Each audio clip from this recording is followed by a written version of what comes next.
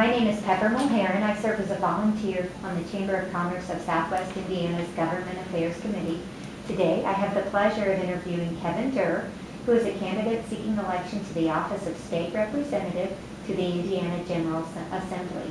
Please note that the same set of questions will be used for both candidates running for this office.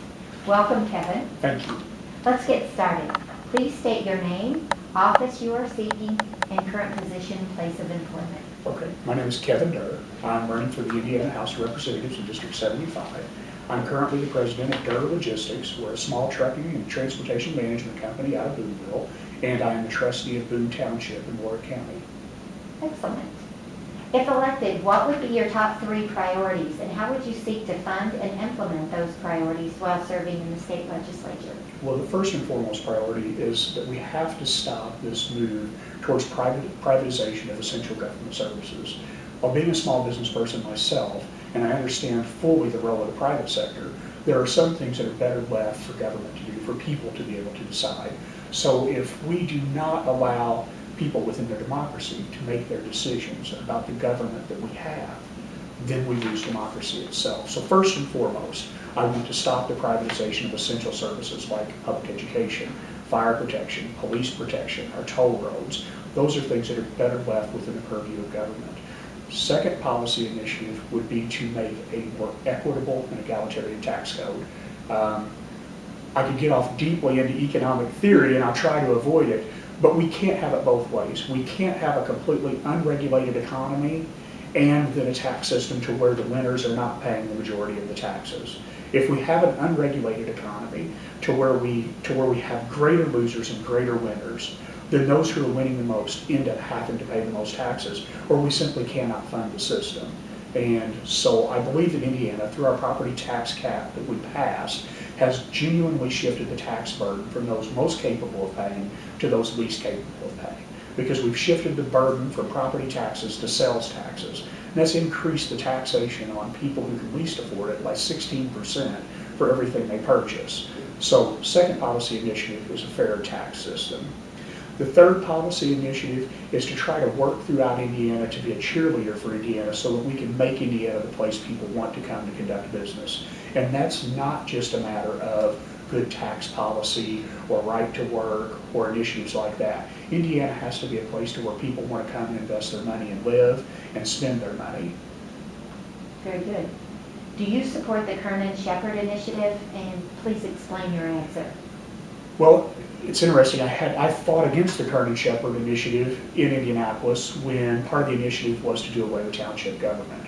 Because just as I am opposed to the idea of privatization of fire protection, a little history. I don't know if you know that at one point townships used to be responsible for all emergency medical protection. So the townships had the ambulances and had just the old vans to take people when they needed to be. We consolidated that at a county level and we privatized that. And that's worked fairly well. That's not a system that needs to be changed, but I do not believe we can do the same with fire protection. Fire protection has to be at the base of where the taxpayer pays the taxes. And the reason's very simple. Like in Warwick County, where I live, we have all of the rural area to the north. All of those people deserve fire protection and they pay into that fire protection.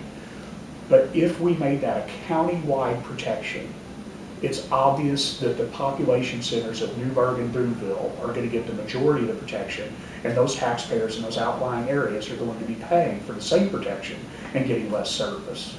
And so with Sheppard, part of Sheppard was to do away with township government. Part of Sheppard is to move to a one single county executive.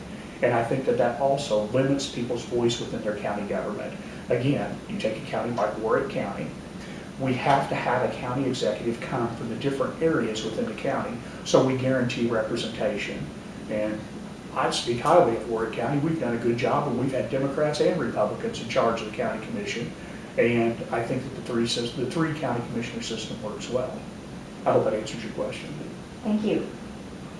During the next session of the General Assembly, legislators will be tasked with writing a new budget. What priorities would you advocate in this process? And if a budget increase is needed, what taxes would you increase, or what budget cuts would you propose? I'm a Keynesian economist. I believe that the worst time to cut spending is during a recession. When the private sector lacks demand, when I as a consumer am no longer buying in the marketplace, somebody has to buy. Government is who has to buy right now.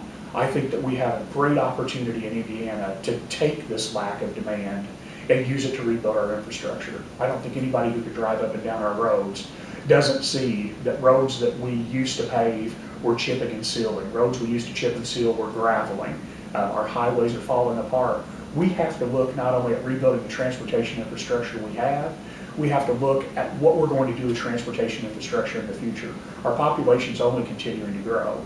Are we going to move all that population and all those goods and services just on highways, or do we need to look at other alternatives? So when we're writing a budget in the next legislature, I would like to look at our transportation, look at what we can do to fund the rebuilding of our transportation, and look at the alternatives to transportation.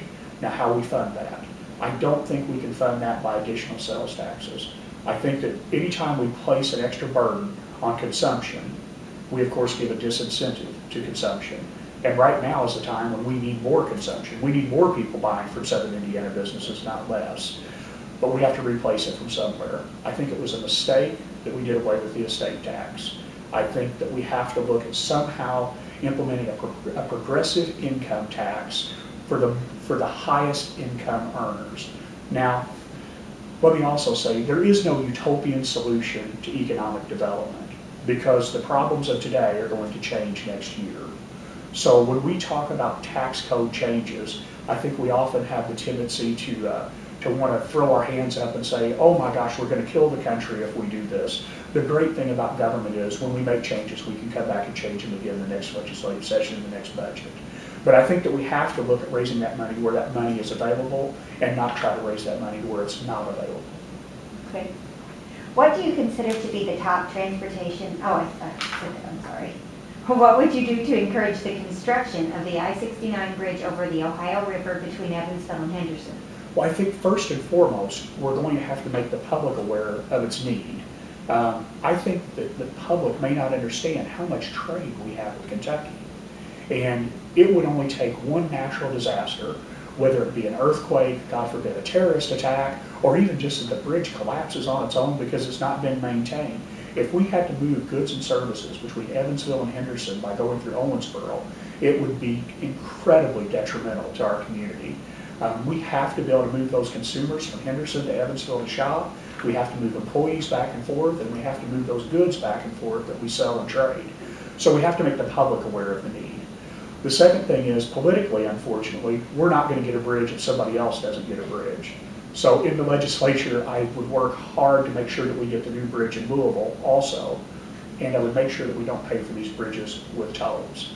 I know that tolls seem to be a popular way to finance, but someone coming from the transportation industry, I will say that they're a very inefficient way for trucking companies to move goods through communities that have tolls. I would like to see us fund it through the general tax fund. It's a benefit to all taxpayers. Let's just build them and let's get it done and over with so we can move on. Government does not create jobs, but does create conditions that make additional jobs more or less likely. What conditions or economic development tools would you like to see improved upon or added in order to stimulate economic growth, create jobs, and retain current employers in southwestern Indiana? Well, first I would say that I disagree with the statement. Government can create jobs. Actually, government is the best job creator. When I hire someone in business to go to work for me, I only hire them because I anticipate that bringing them on board is going to make me additional money. Otherwise, I wouldn't do it. I never do that out of the goodness of my heart. But government can create jobs. I can, through the township, say, I'm going to put you to work doing this job. So we can create a job. Now, those aren't the most efficient jobs. So we do want to create the most efficient jobs, those jobs that are actually adding back to the community. And the best way to do that is to let small business employers, big business employers, it's great Toyota's getting ready to add people. But to make that happen, we have to make sure that government doesn't overregulate. But we also have to make sure that government regulates so that we don't create additional problems in the future. Like now, the economic malaise that we have right now. Everybody has a different opinion of where we are here. We can blame it on the banking crisis. We can blame it on people borrowing too much money on their own. We can blame it on Chinese debt. But in reality, what we've ran up against is higher productivity. We've had the greatest increase in productivity ever in the history of mankind. The last growth in productivity was also the greatest growth, and it's been that way ever since the Industrial Revolution. And the thing is that it's going to continue to be like this because knowledge and technology grows exponentially. So we're going to have to figure out as a government, what do we do with these people who are displaced by changes in productivity? And so the biggest question that we're going to have to face, both as a state and a nation, is how do we redistribute the gains of productivity when we have this productivity growth? And I think that we do that. Unfortunately, this bucks a trend and probably not very popular with the membership here. We either do that through increased minimum wages, we do that through unionization of the workforce, or we do that by truly lowering prices, which prices are always sticky. And again, forgive me for delving off into theory. If we're going to have incredible gains in productivity, which we've had, how do we pass those gains around and to whom? And that's what we're going to have to work on to make sure that our consumers have enough money to purchase the products that we all want to sell and to distribute to them. And I think there was a second part of the question. I think I digressed. I'm sorry.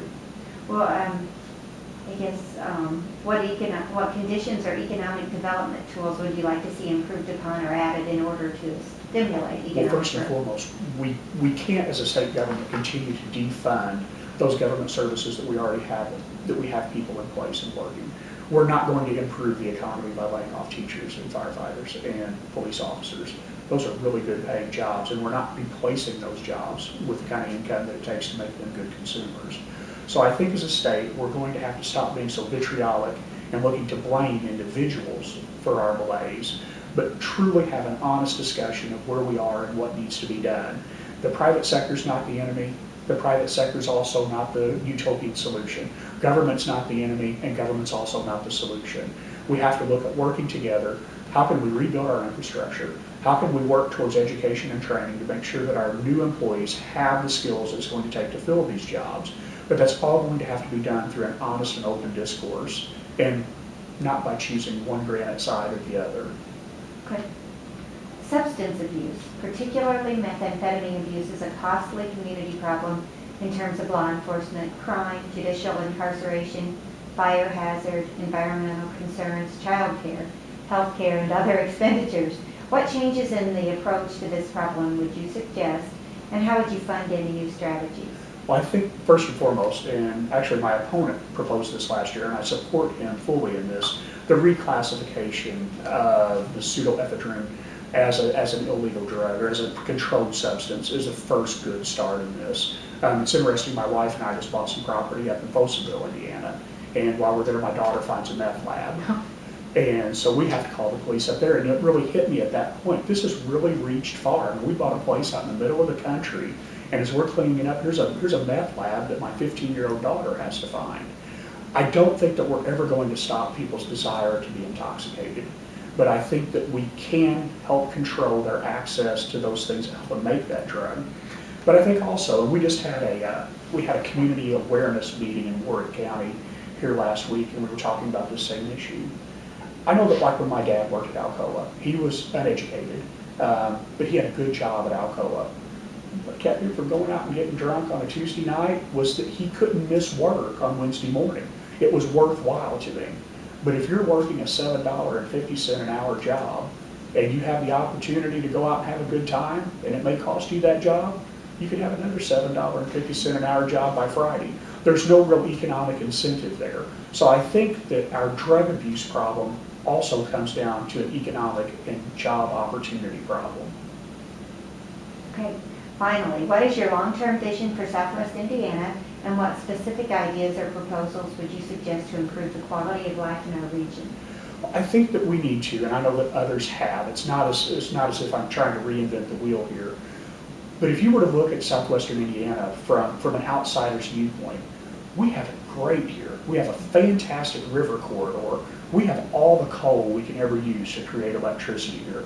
We've got a good highway network. Those highways need to be repaired, but we're well connected and getting ready to be better connected. We have access to rail. We've got a good airport. I think we need to try to bring those together to sell the area.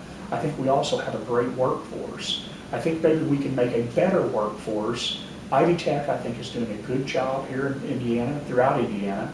I think we need to really look at where we are going to be in the future, not the past. And we need to start building an economy based on the future.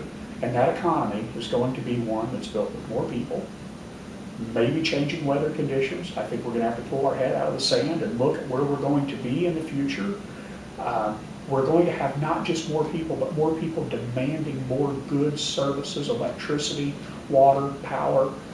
I think that these are the things that we have to look at, is how do we build our economy as a whole. There's not a single solution. Like I said, there's not an end-all solution. This is a constant struggle every day, throughout the year, throughout the decades of how we build our economy. I hope that answered. I hope I didn't ramble there. Forgive me. Yeah. Kevin, we greatly appreciate your time today. If you have a campaign website or contact information that you would like to share, please do so. Okay, well, it's www.kevinderr, that's DERR.com, or you can find me on Facebook, which apparently everybody can be found on Facebook now. Okay. All right, thanks again for your participation. For our viewers, this interview and all the candidate interviews conducted by the Chamber of Commerce of Southwest Indiana will be accessible on the Chamber's website at www.ccswin.com. Please note that the content of this video interview and all the candidate interviews are only for authorized use by the Chamber of Commerce of Southwest Indiana. Thank you very much.